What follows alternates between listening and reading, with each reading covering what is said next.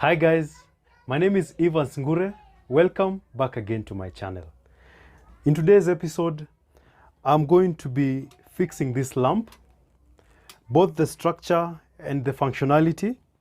As you can see, two pieces are missing. I'm going to be replacing that there and also finding a way how we can make this not shake a lot. So we're going to be finding a solution for that. And also, this is originally a touch lamp, but it doesn't function as a touch lamp anymore. It belongs to my mom.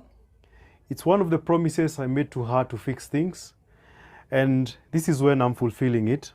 So I'm just going to connect it to the mains, and we'll see how it functions. So I've connected it to the mains, and I'll just press on, and you see it takes a while to go on. And when you touch it, it doesn't react anyway. Yeah? So today I'm going to be attempting to fix the functionality so that it can be a touch lamp once more. If not, then we are going to install a bed switch, of which I'm going to take you through. Enjoy.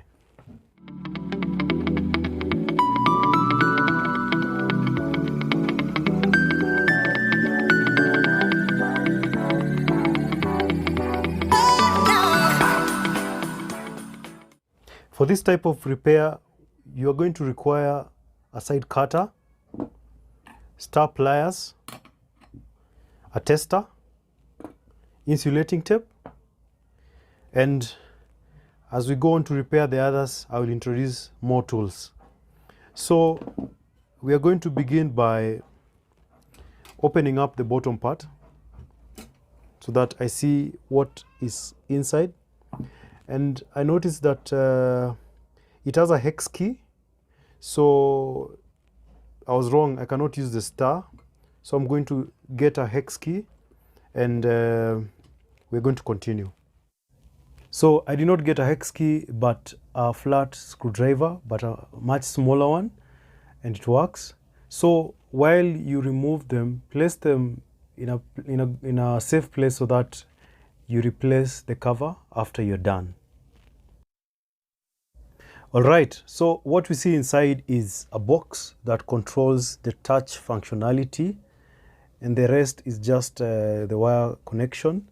And in this case, I don't think I can fix it because it's beyond me.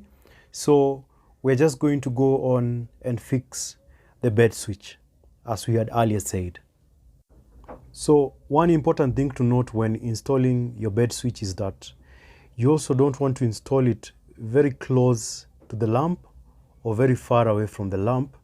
You want to install it somewhere close so that the user can have an easier time using the functionality of this switch. So measure around 10 centimeters cut, and then this switch, as you can notice at the back, it does not have screws. It's not a really good thing. I don't like it, but this is the only option I have. And it goes through and through, which is a good thing.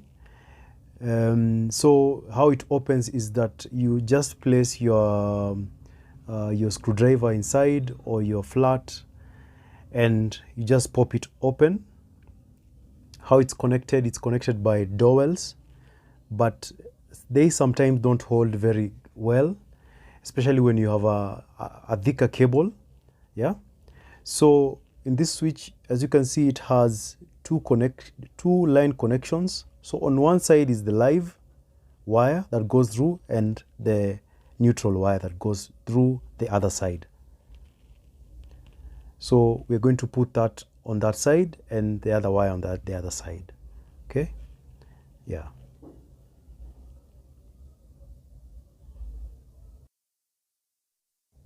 Measure the extent to which the wire will go up to when it's connected to the two ports, okay, so that you get it right.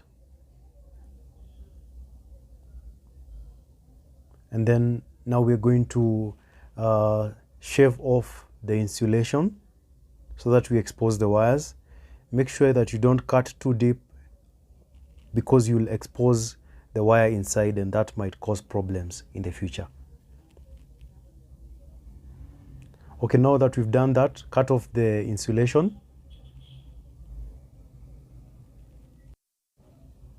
Now, let me also mention that using a blade is not the professional way of doing this, but I'm doing this because I have no other option. But the right way is using a side cutter that has a hole. As you can see, mine does not have a hole.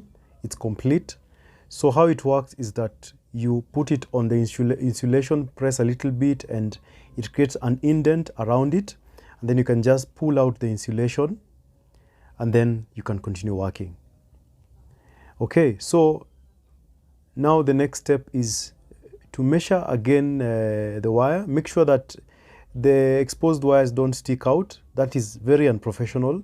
Make sure that the black wire is inside so that you have a clean finish by the end of your project, okay? And that it's held at that spot. So just note where you're going to expose the wires so that we put them into the pots. Make a marking using your side cutter, a slight marking. And then after you've done that, you're going now to pull out the insulation and expose the wire.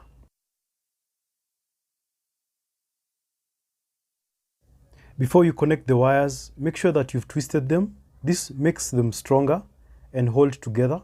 Then the next step, unscrew the two pots so that you make way for the wires. And then bend the wire and cut off the excess. And then now you're going to place it in and tighten the screw so that it holds the wire in place. Making sure that it's tight enough so that it doesn't come apart later. And you're going to repeat the same with the live wire. Remember, you can also use a small pliers if your fingers cannot fit into those small spaces, and also tighten the other part.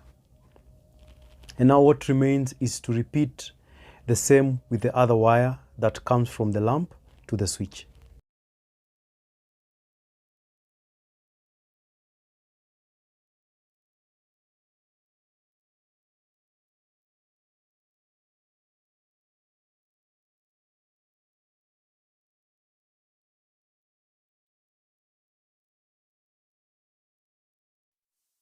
You can also add an insulating tape to cover the live wire section, just in case sometimes you might connect the wires and some wires might be hanging out once you've closed the switch, and that might lead to electrical leakage that might lead to injury. Then now replace the cover of the switch, making sure it's in place. And after connecting it, now we're going to trial it whether it's working. As you can see, it works, and the right indicator light goes on, and when you switch it off, it goes off. So that part of the bed switch works perfectly. The final step in this repair will be to replace the missing parts. Of course, I have one of them that I need to replace. I must have lost the bolt and nut, but I can find another one. And then for the other part, since it broke, I'm going to create another one using that piece as a stencil.